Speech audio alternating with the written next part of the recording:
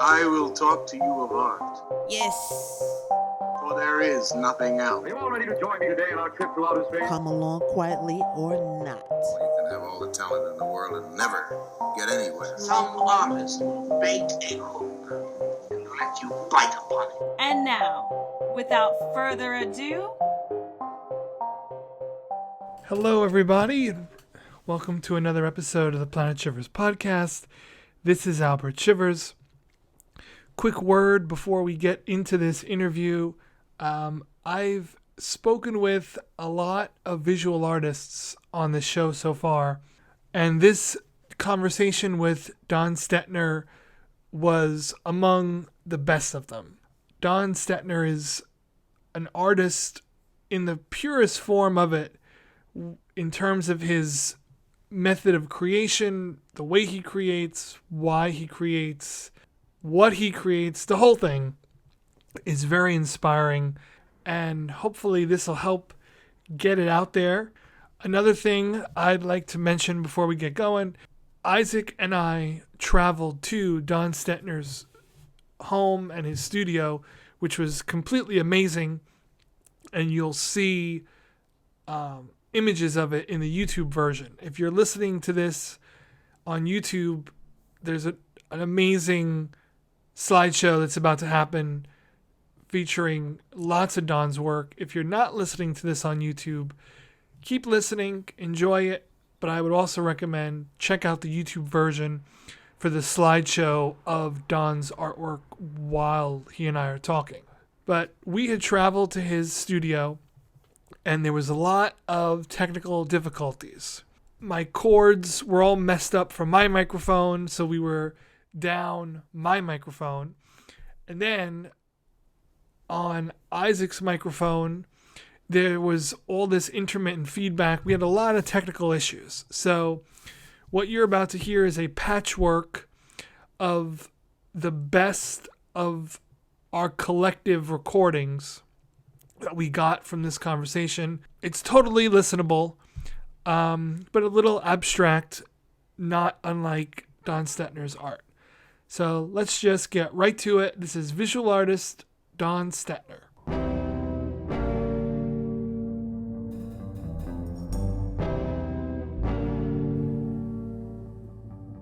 Okay, folks, welcome to another episode of Planet Shivers. I'm Albert Shivers, Isaac Wilson on sound.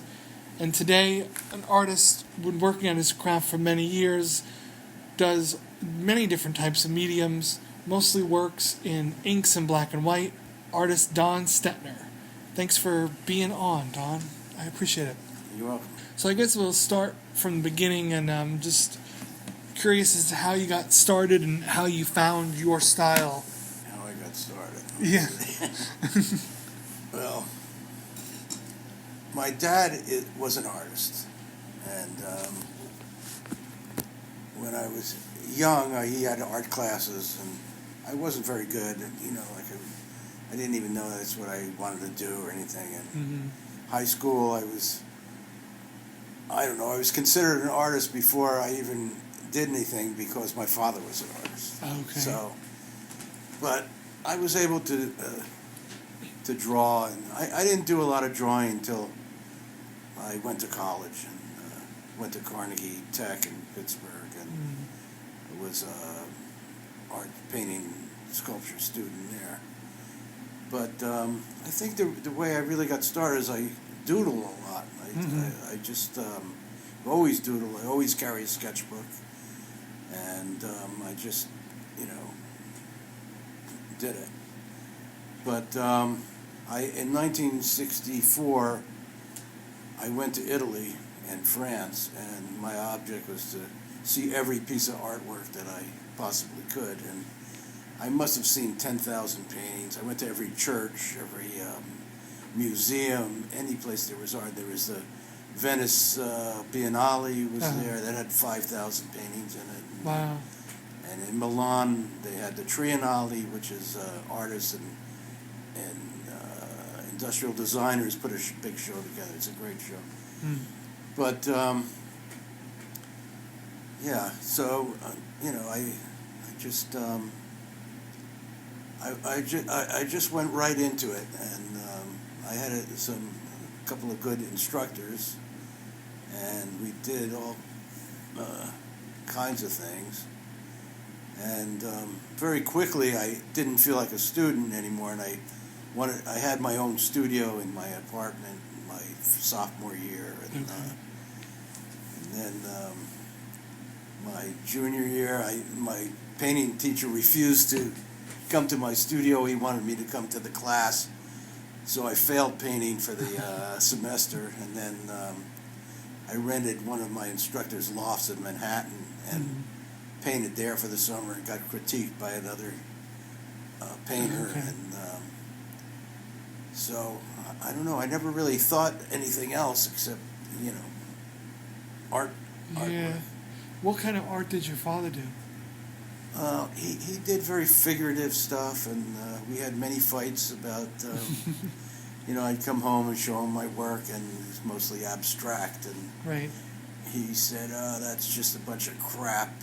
You have to learn how to paint the apple before you can paint the, whatever you want, So we had a bunch of fights about that, but it really didn't faze me because I was into it. I mean, I knew, I met a lot of painters in Manhattan, and I knew what was going on, and at school we put on happenings, and it was just very interesting. So the art scene at that time in New York, was it moving towards a more like abstract direction in terms of the content? Well, in the '60s, it was very hard. There were hard edge schools that was very big, and pop art, and which at the time I didn't really like at all. But there was so much stuff going on at that period of time that it just gave you a freedom to do whatever you wanted. So I had my own studio there, and I did these very large paintings, and I bought paint by the gallon buckets, and used trowels, and it just went wild. But then I after I graduated, I went out west and traveled around, and that was a big eye opener. But I think one of the biggest things that got me interested was Cousteau, the marine biologist. Okay.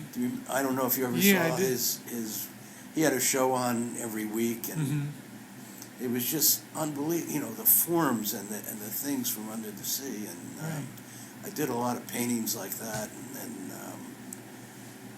and it wasn't, and I always read a lot. I'm a big reader, and so I combine everything together, and then I forget about it, and I just I never really plan exactly what I'm going to do.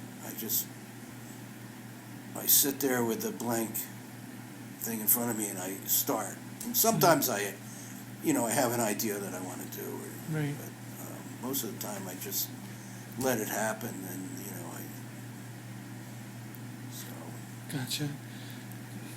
So what drew you to predominantly be black and white?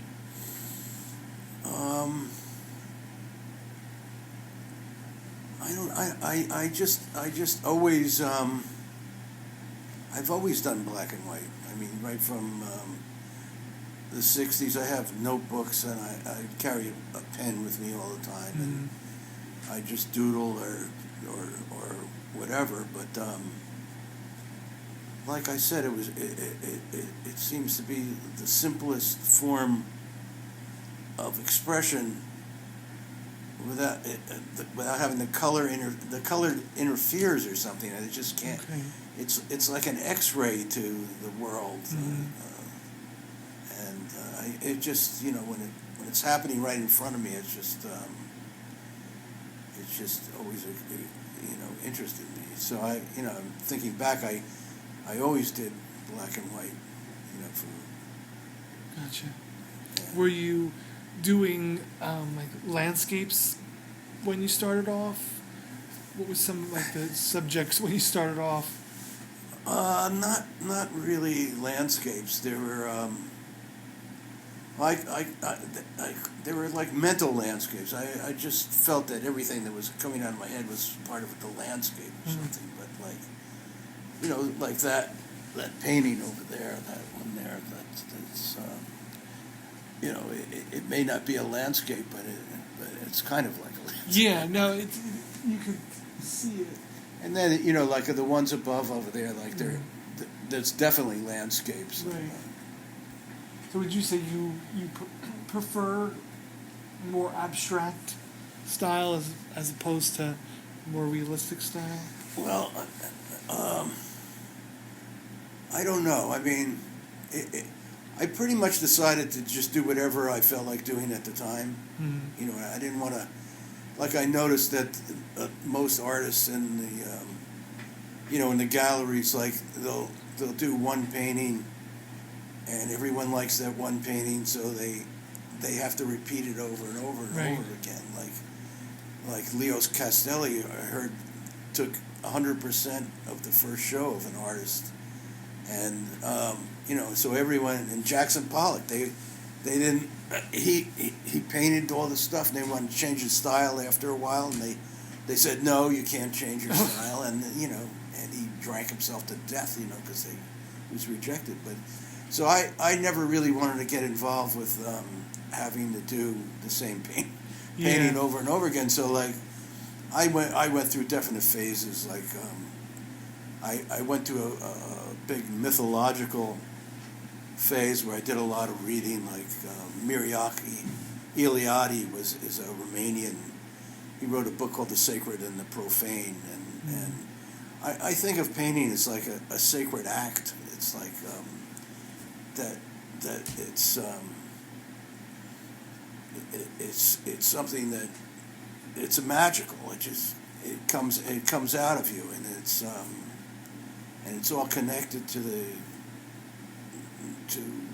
I don't know how our whole being evolving from primitive creatures. But so what was your question? Oh, it's fine. Oh, landscapes. Well, before we get to that, to go back to what you were just saying, so would you say like I think about art in terms that it's just like just a big stone that just keeps rolling, and as artists we're just rather than thinking of it as we're all doing our own thing, I have this other mindset of that we're all just carrying on from one another, keeping art just kind of flowing in a way where we're building off of our influences, and that just keeps this tree growing, and we're all just different branches off of it based on who came before us. And to go to landscapes, so your work, whether it's to my eye, whether it's obvious or not, there's an earthiness to it. So hearing a bit about your process, I can understand and appreciate your work even more, because it seems like, if I'm understanding you right, it's really coming a lot from within, and exactly. Almost like would you say it's like stream of consciousness sometimes? Yes, I would, and I agree with. I mean, like the reason I saw all these paintings, and I didn't want to copy them. I didn't want to be like them, but I just I absorbed whatever it was that was there, and then just let that sink in, and then when I did my own stuff, I didn't really try to emulate anything. I just so you're right. It is. It's a continuum where we have genes for art, right? Yeah. That everyone has them, but that not many people. Only a few let it come out. But yeah. What point did you feel like? It sounds like you were always an artist, but what point was there any time when you just concentrated solely and said, this is what I'm going to pursue?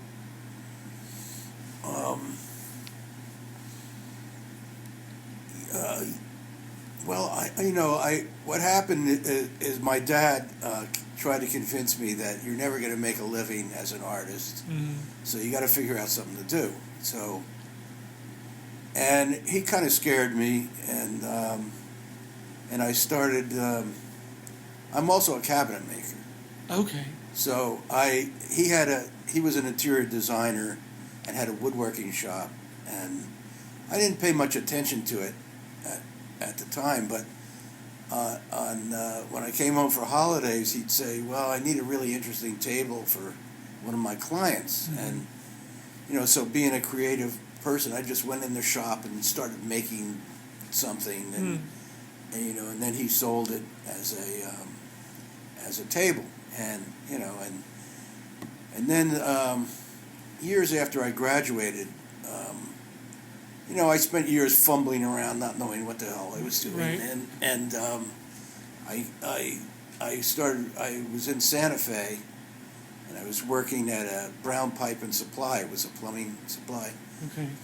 And I collected all the wood from the pallets, and I took it to a shop and planed it down, and I made this table. And I said, oh, man, this table is fantastic. I'm going to go back east and, sell it to a company. I'm going to make a lot of money. And, that was ridiculous. But I went back east, and I started making one-of-a-kind tables.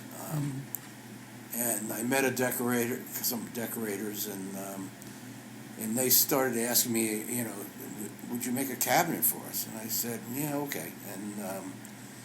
And these decorators, I worked for them for like 35 years, and they had wealthy clients, and we did some wild things, and so I was making money, but I always in the wood. That's a woodworking studio next door there. Okay. So in the back, I had like a little room that I did my artwork. I'd go there at night, and and it was kind of like being in a cave, because I always felt the closeness to the cave painters, because they went deep in these caves, and they did these incredible things, and I'd sit there, and it was dark, and I just had a light there, and I didn't even know what I was doing, and I did things, and then I put them in a drawer, and it wasn't until, I don't know, a few years ago that I took everything out and I started digitizing all the things that I've done, and it was only then that I really discovered about like who I was and what I was doing all those years. So and then I spent time looking at it on the computer and stuff, and it was a big revelation, because it was just something that was a part of me, that something I had to do. The woodworking was always like a kind of like a hobby or something. Right. It didn't give me that much satisfaction, even though I did really nice, beautiful stuff, and made a living from it. But it wasn't my primary interest. Right. So, I don't think I ever done the artwork full time without, So there was always like dichotomy, sort of like between the woodworking and the painting. It was like totally opposite. Gotcha. It is a creative process to come, to start, and then Right. and then it's just route work and dust and Yeah. stuff like. My grandfather and father did like finished carpentry too, so I could relate somewhat through them to what you're talking about. But but through all that you kept painting. Yeah, I kept painting, and I had a couple of shows here and nothing big or anything, but I was also pretty disgusted with the gallery system, the whole system, and I could relate. I had one of my painting instructors, Larry Calcagno, was a fairly famous painter, and he used to take us around to his galleries, and we used to haul. My buddy and I used to haul his paintings to shows, and he'd explain to us how he every night he went to someone's house and he had to talk about art, and then he told us how the galleries, how people were was such a sadomasochistic kind of relationship, powers, Right. over people, and then I tried to get into galleries, and I brought stuff in, and one gallery I went to, I thought I could fit right in, and I just happened to have a picture of one of my paintings, and I went up to the guy who ran, and I showed it to him, and he went like this, and then he backed away from me, and he said, "Oh, we don't do things like that." And he ran into his office and closed the door. Jeez, what was the painting of? It was an abstract painting, one of my paintings, and it would have fit right into his abstract show, but it's a closed system. Yeah. They want to control pricing, and they want to control the artists, and so I got that was just one incident, but I got kind of disgusted with it, and I didn't care, so I decided I'm just going to do my painting in my little studio there, and it's for me. Yeah. And it's something I had to do. So now I have a whole barn full of art, and the whole other side is filled with paintings and stuff. Wow. And it's okay though. I mean, it doesn't matter because it's the act of doing it that's the important part. That's what I think. So. No, I could relate to that, and I had similar, roadblocks with and getting disgusted with galleries, because especially in Strasbourg, being that it's a smaller community in a smaller town, the clique is always that much tighter, and so I could understand getting disgusted and doing art for the artist, doing it for you first. It's always going to be better. The art will always come out better because you're not basing it off of any outside criticisms or influences that you don't want to. Right. So it comes out more genuine and right. pure. You're more true to yourself, and you look at a lot of artists who are very famous. Their paintings are all, it's all the same painting almost. Right.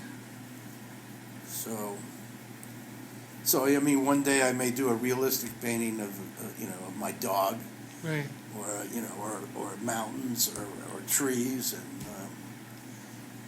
and next day I may just be free with whatever the energy I'm feeling, and So when you do black and whites, is that do you mix ink and paint, or do you only work in one? No, I just ink. Okay. Just ink. I'll use water, to get different tones sometimes, but mostly it's just the black and white. So as I prepared for the interview today, and I was going through your artwork, one thing that was curious to me is a lot of your subject matter are pigs, and I'm curious why so. That I call that my Angry Pig series. Okay. It actually started out. There was that writer Miriaki Eliade is it was a mythological. There was a story where there was for manhood rituals. The young boys were sent out at night, and this giant pig would come and devour them, and then shit them out, and they'd be men. Okay. So and I don't know. I did a whole bunch of paintings of military men as pigs, and and then in the '60s, cops were all pigs. Yeah. And, it was like a point of anger, even though I'm not angry at pigs or anything like that, but it just pig-like behavior and greediness, and and it was a way to get my anger out. Gotcha.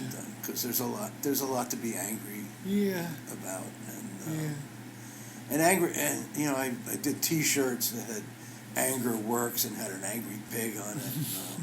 I don't know if they're if you've seen that, but I can show you them later. But so I did a whole series, and I haven't done it in quite a while. Okay. So maybe I'm less angry. I don't know. Maybe. Or angry at different things. Right. But you've kept but that was a theme that you kept perpetuated for a while here and there. Yeah. I mean, my friend here in town raised pigs. Okay. So I used to go over there, and I found them very interesting as animals, and they're very smart. But I don't know. My pigs don't really look like actual pigs. Right. They're angry pigs. Right. So that was that. I mean. So do you you mentioned your sketchbooks and things. Do you have a preference between painting with the ink or sketching with it?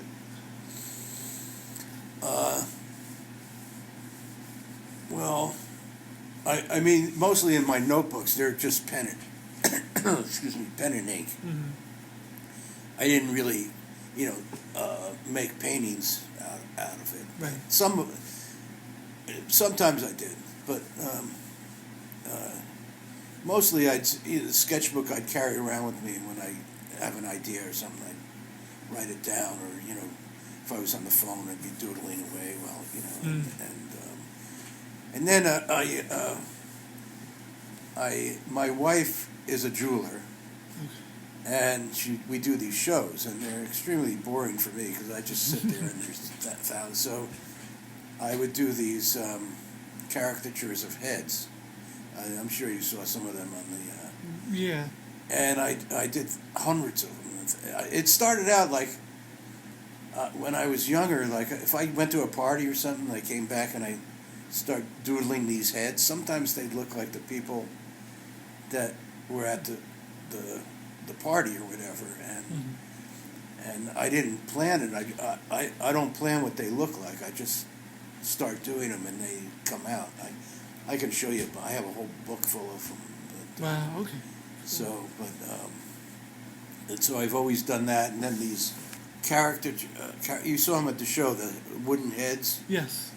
I have a whole bunch of them. I used to when I get wood in, if I saw a knothole or something that I do that. So I've always done heads.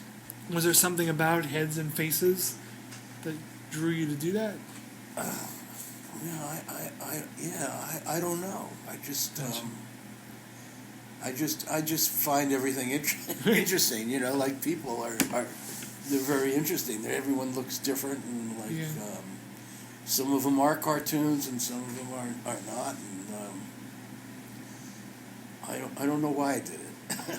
Yeah, no, I understand that. I even drew heads on pistachio shells. I have a whole collection of heads on pistachios. Oh, that's awesome. Had it been a while since, from the Gamut show now that you're in currently to the last time you had been in a gallery, was it a long time in between? You mean in a gallery? Yeah. You mean my paintings? Yeah. Oh, yeah. I had a show at Blair Academy here years ago, and I really haven't pursued anything. I just, I enjoy, when I have my time up here, I just do stuff, and it doesn't seem like it's important or something to pursue a career, and so. I mean, at this point, I'd love to sell paintings because I could use the money. Right. But I don't exactly know how I'm going to do it, or I thought the internet would be a way to do it. Yeah. Did you see the book? Yes, that was going to be my next topic. Was that the artwork in that book? Were you planning for it to be a book? No. Actually, what I did is I I took a piece of paper and I divided it into I think it was 12 squares, or I can't remember now exactly, but it's during the winter one year we had a lot of snow, and so I started doing the drawings, and they were non-sequential. It's a non-sequential book. I mean, like each square is totally different. Like I may have done one night, and then 3 the next day, and they didn't relate to each other. It's not like a comic book where there was a story. Right. So I got into it, and then when I completed a page, I'd sign it and date it, and after a while I had 10 or 12, 15 pages, and I had a friend who's a graphic designer, and he helped me put it together, and then the same thing. I started looking at there is a story there somehow, but I'm not. It's nothing I can say what it is, but it was just the my energy. Like it just comes out of me. I just do it. Like when I thumb through the book, I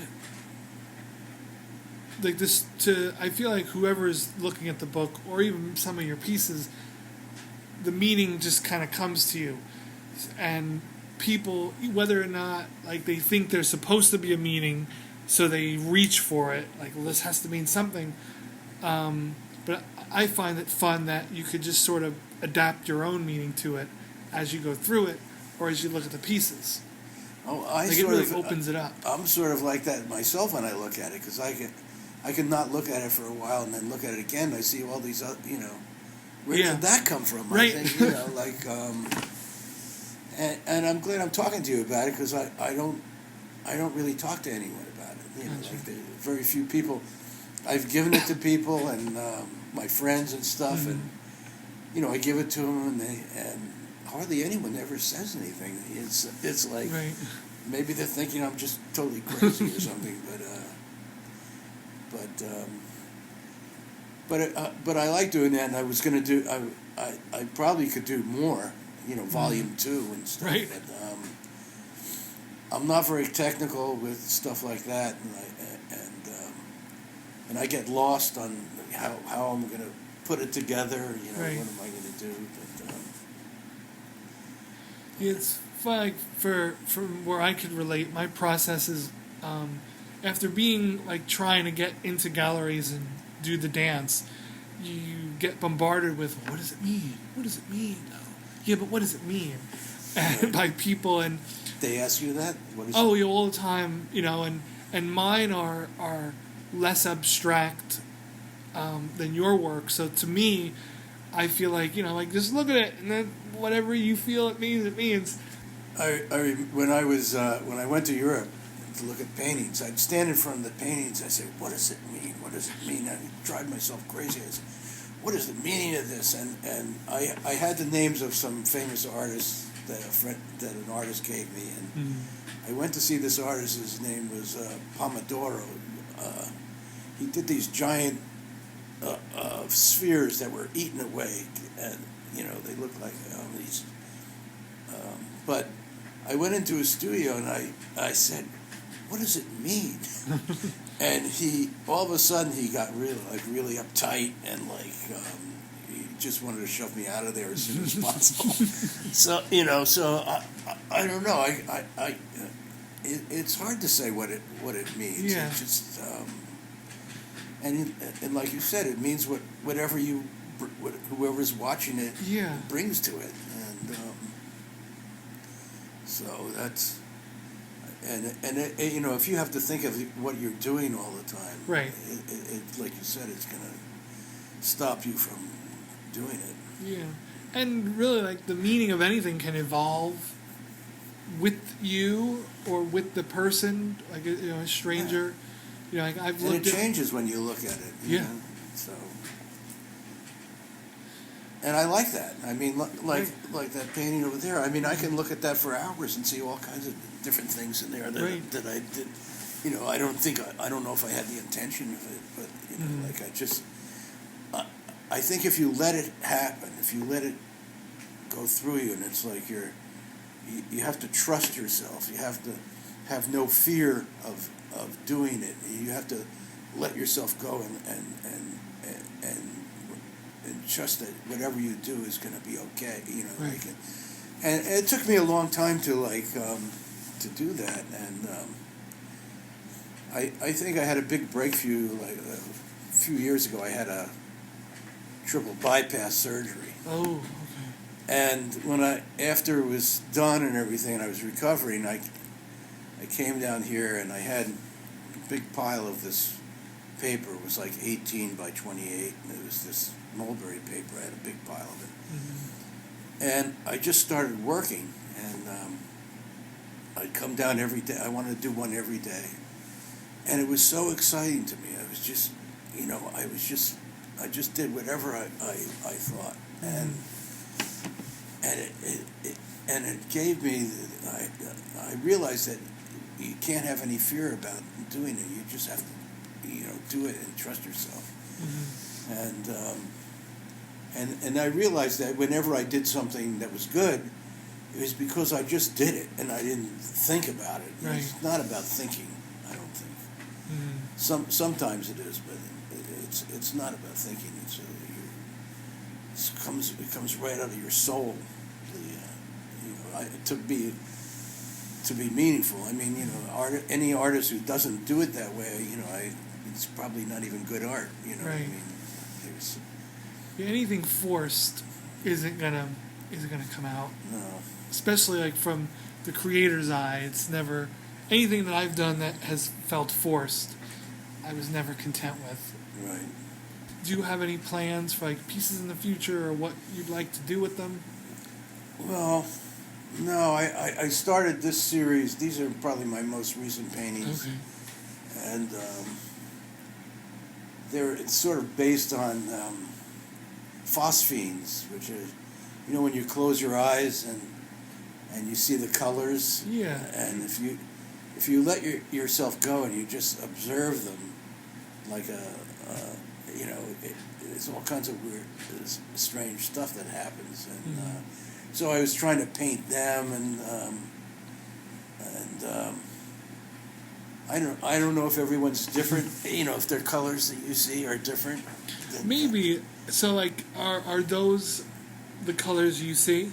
Well, yeah. There was like it's like Yellows this and yellow and blue pulsating.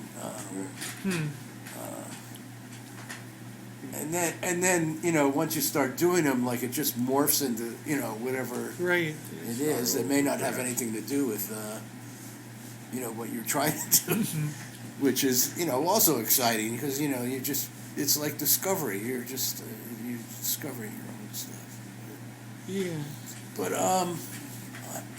I don't know. I don't have anything in particular that I'm doing. I've done some recent kind of angry stuff at what's going on, politically and stuff, but that isn't that satisfying as, just doing your artwork. I mean, Right. it's kind of like you feel like you want to change something, but you're sort of helpless to change it. Right. But still. So I don't know. I just want to just keep on.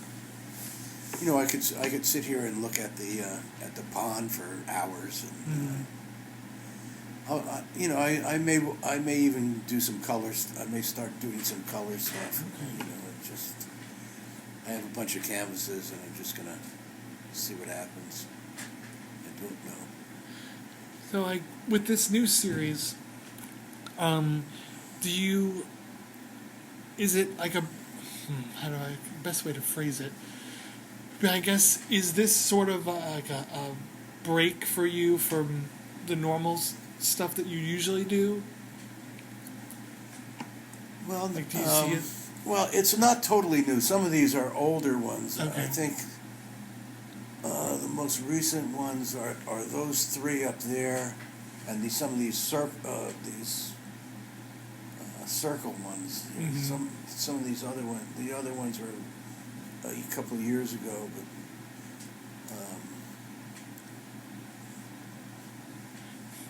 I don't know. I really don't know. No, it's okay. I understand, but it's interesting to me because like this is something it's universal, but I never thought about the idea that other people may see different colors than I do. And I'm sure that I'm sure that thought wouldn't enter most people's mind, but you turning it into a piece of art, this is the most I've ever thought about that phenomenon of when you close your eyes. I mean, sometimes, I can lie down here on the sofa and the sun's coming through there and I close my eyes and, it's just, sometimes it's just incredible. I couldn't even think about how to produce it on a canvas or anything like right. that. But if you can let try not to see without seeing, then it sort of gets like microscopic, and down to like almost atoms or something, and I see all these patterns evolve, and living matter moving, so it's and somehow it relates to, then I start looking out there, and like the trees look like arteries going into the, into the atmosphere, and what is it all? What, like it's so miraculous that it's like we're on this living planet with, living things, and so I try to paint that energy of growth and unseen things, and so I don't know. I just don't know. No, that's fine. Because it comes across like speaking to you and now seeing your art like that. It's just very organic and pure, really. Like it's maybe a frou-frou word, but it hearing that you just do it is it's cool. Because I think the doing of it is when you're in that space, that's the sacred space. That's you're right in the creative process of everything, and that's the most important thing. After it's done, it's just an object, it's just something that's there, and it's over, you've done it, and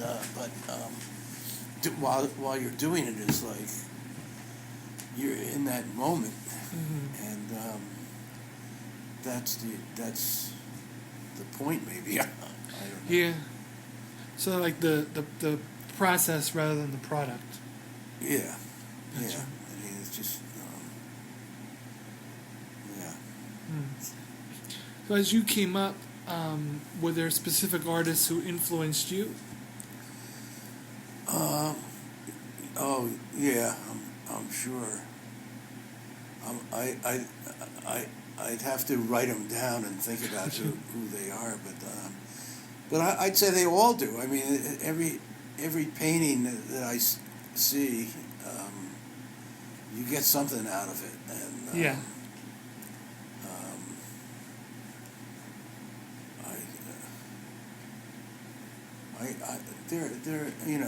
I don't know. I can't say one painter or another. Michelangelo. When I saw the Sistine Chapel, I heard that you could be alone in there if you get there when the museum opens, and you run down the hallway and you go to the Sistine Chapel, and it's like my memory of it is so weird because it's just filled with sculptures and all kinds of stuff going down the hallway, and I remember running, and all this stuff is going by me, and then all of a sudden I'm in this huge space I was by myself, and it was just awesome. Wow. And I mean, I just any piece of art, even if it's bad art, like it's got something right that.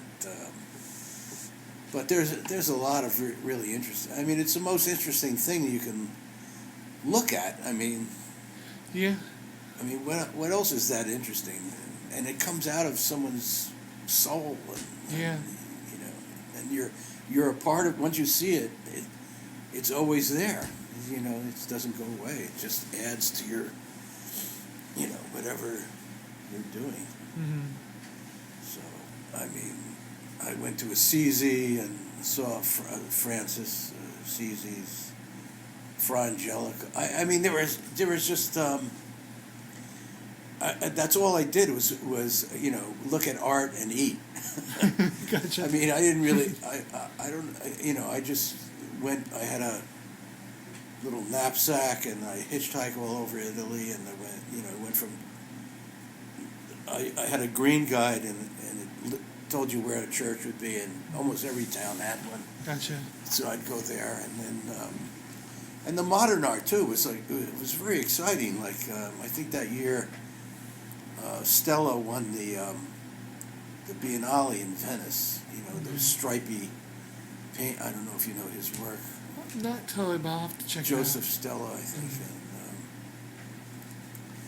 and it was very simple, and I really like the hard edge school of painting. Like a good friend of mine was a hard edge painter. There was a gallery on West Broadway. I forgot the name of it now, but they, you know, I met all these people that were into that, and they all talked about it's the fourth dimension, and you know, it was an experience of looking. I learned, you know, you learn how to see, and So what do you mean by fourth dimension? well, you know how when you look at something and you let your eyes sort of merge with it, and it becomes like you know, depth, a certain mental depth, I guess, or something. But you know, it becomes more than just what it looks like or something. You know, that's true. And you experienced that a lot looking at those pieces. Yeah, I mean, I used to, you know,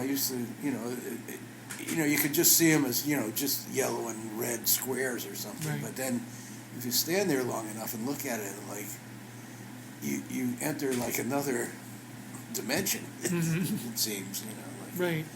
and at the time, there was a I can't remember names now, but there was Lamont Young was a musician. Okay.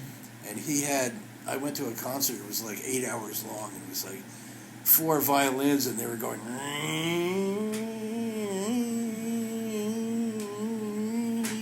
it was just going on, it went on for like 8 hours, and it was just, Wow. he had these visions of dream temples all around, and you could just go in there and listen, and then, you know. It was a very exciting times back then in the 60s. There was so much going on. And, Yeah. so much, you know, explosive things, you know, that were happening, along with, you know, everything else, you know, Right. just music and, you know, everything. It was wild times. How much does music influence your visual art at all? Well, I know when I was painting it in college, I used to, you know, I had music playing all the time. I liked Sandy Bull. I don't know if you ever heard of these. Okay. Yeah. And, you know, the Jefferson era, you know, it was in 64, 65, and Bob Gotcha. Dylan, and, you Yeah. know, like, it all had a big influence, but it's not that important with, like nowadays, I don't listen I listen to music as a background sometimes, but Gotcha. not usually when I'm painting. I just, you know, I hear the heater. That's about it. And then Gotcha. birds. Would you say, as you were coming up in the 60s, would you say that decade, that generation, lent itself to your style? Or do you feel like your style would have been your style? Well, irrelevant? it was. I wouldn't say that it was a generation or anything like that. It was just, you know, things I did at the time. Gotcha. Maybe unmentionable things, but Okay. you know, they had a big influence on me, and then I just grew into it. It's just.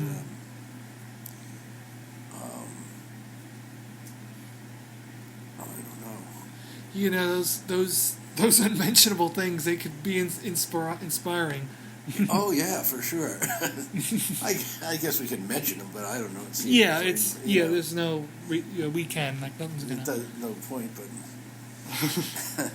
little add-ons to our psyche can do a lot for the visual art. Well, yeah, because our brains are evolving, and like, I mean, why did they do those cave paintings? I mean, what these people that were, hunting animals and gathering stuff and like living in caves and fearing for their lives all the time. Why did they do that beautiful stuff? I mean, it's like, and they I'm sure they had outside influences. Yeah. You know what I mean? Because they were into herbs and stuff and all these primitive tribes. They have these ecstatic rituals that dervishes, they spin around until it changes their consciousness, and consciousness is a thing that changes. I don't know if it changes for most people, for everybody, but right. It doesn't seem like it. No. It doesn't seem like it. There's like, I think that the human brain, if you look at it, if you open it up, there's like a reptilian brain, and then everything builds upon the very primitive brain. But I think some people, unmentionable people, the reptilian brain is most important to them, where they don't care and they just consume and have no empathy. They just don't care. They just for themselves. It's just me. That to me is a very primitive brain. And it's not. They don't draw from nature or something. It's just consuming pig-like alligator kind of existence. I don't understand it. Only in those terms that their brains didn't develop. Right.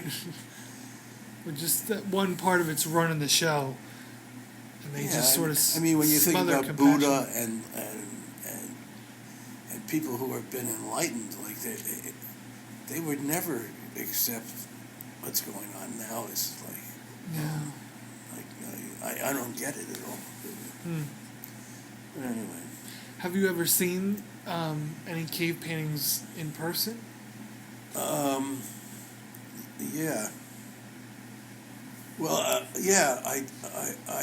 seen a lot of petroglyphs and stuff like that. But when I was in France, I went down to see the caves of Lascaux, and they were closed for repair. But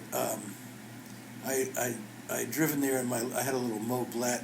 It was a little town, little tiny town there. I was staying at youth hostels, and so I. What were those like then in France? They were great. I mean, for $1.50 you could sleep, and then in the morning you had to sweep up a little bit, and then you could get a meal for like 50 cents or $1 or something. And they were filled with other people who were traveling, but.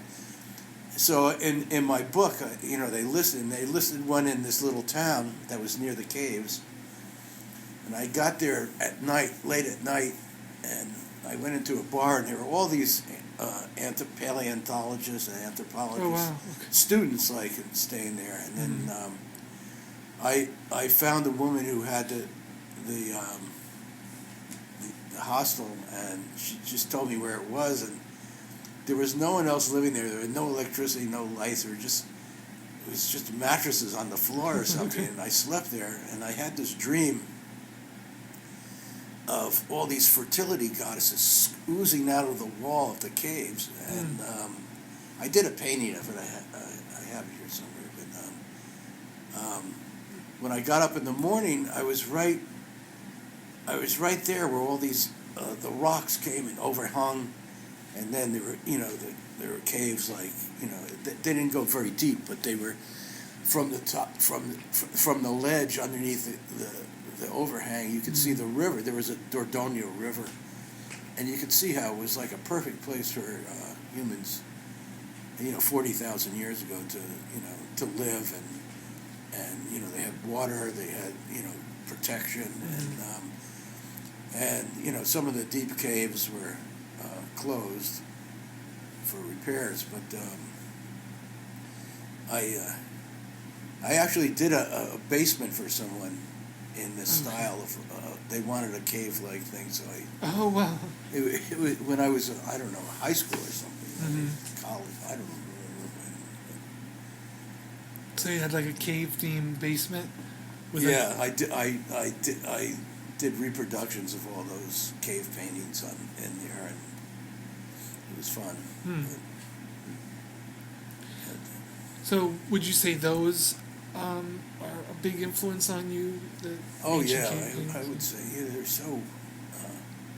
so amazing. There's lots of them, and it was kind of universal. They did them. It's almost like one artist did all of them. Right, very universal almost. Well, also like we learned a lot from animals, and they in some books they talk about how we were able to communicate with animals back then because everything was very close. So like it's all tied very closely to our psyches as humans, and especially dogs, and it's everything's all interrelated, and it's like the American Indians have their power animals. There are animals that you can relate to. That I have. There's a book here. I have.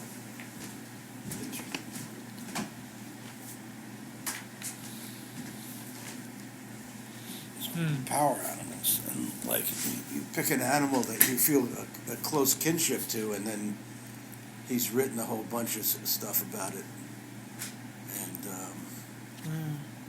so it's very interesting. I'm very close to frogs. Frogs are very, to me, they're very interesting. They're spiritual. Talk about the frogs. They're very pure, and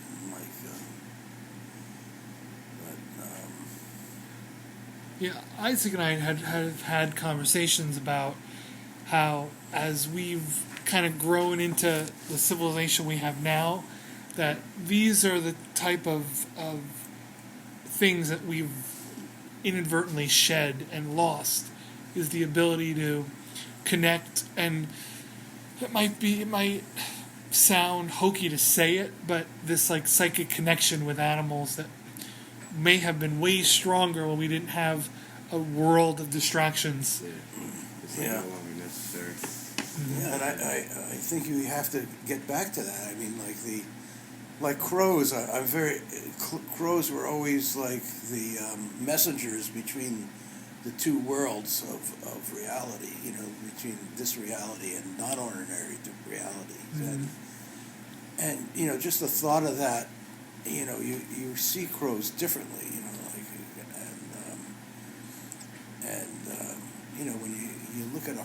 when you look at a frog, it just there's something majestic about it, and they're so sensitive to the environment. Like they used to spray for gypsy moths, and the first thing that dies are all the frogs. It took 10 years for the frogs to come back after they sprayed, and we're all on this planet together with all the animals and everything, and we have to somehow, we're not going anywhere else, Right. like there's no place we can go. Space travel, as we know it, is not, what are you going to do when you get to Mars? Nothing. Right. Yeah. Die probably, but, and we're here, and we have to preserve it, and be part of it, and you have to, can't be this greediness that's going on. It's not going to last. What's going to happen? So I don't know. I just feel the older I get, the closer I get to the nature. I walk around the pond, and it inspires me. Right. And I've seen, you mentioned crows. you do include them, if my memory serves correct, you do include them in your art. Yeah. So do you include them with that symbolism in mind of the between worlds or between planes? I think so, because because you're connected to that other world, that exists. The non-ordinary reality is the reality we have now is going to change as we evolve. It's going to change into something, right. And I don't know. I just I can't say. No, I understand it's what hard you mean. to talk. It's hard to talk about it because it's like because it's just almost instinctual of a type of feeling. Yeah, if you're open to it, you can just live your life on the periphery of consciousness and not, just eat and sleep and work and not be conscious of any of it. Yeah. And, you're losing out a lot if you, unless you merge with with what's, important. From an artistic mindset, it's difficult to imagine even living that life of just sort of skating through and not really being a part of life, just existing. Right. What's the point? Right. You just, So can you remind me of where people can find you on your website and Instagram? Yeah, on Instagram it's under Donald Stettner. Okay. And I have a website that's DonStettner.com, which I haven't really done too much on it for a while. It's got some paintings on it, but and my if someone wants to get, what about, should I give an email address? Sure. Yeah. If my email address is donstettner@gmail.com. Folks can go to those places to find your art, and I do really appreciate you having us here. And your studio is beautiful. And it took like 26 years to get this, because when we first moved here, this field was all tangled, multiflora rose bushes, and this barn was poison ivy was growing through it, and there was holes in the roof, and it took me 26 years to clean it out, and rebuild when I had enough money to rebuild parts of it. So I think I've been in here about 10 years now as a studio. Nice. No, it's a great space. Yeah. So thanks again for doing this. I really do thank appreciate you. it. I enjoyed talking to you. Cool. Thanks for listening to this episode of the Planet Shivers podcast. You could find this episode and more on YouTube, Google Play, Spotify, the podcast app, iTunes, and all other major podcast apps. You could find Don Stettner's artwork on Instagram @Donald Stettner, on the web at donaldstettner.com, and you can email Don Stettner at donstettner@gmail.com. You can find more of my work and updates on the podcast and visual art on Instagram @AlbertShivers, and you can follow Isaac's work on Instagram @when_in_zen. Next week on the Planet Shivers podcast will be actress and comedian Keisha Peart. Don't forget to like and subscribe, and maybe next week I'll say Don Stettner's name another 60 times.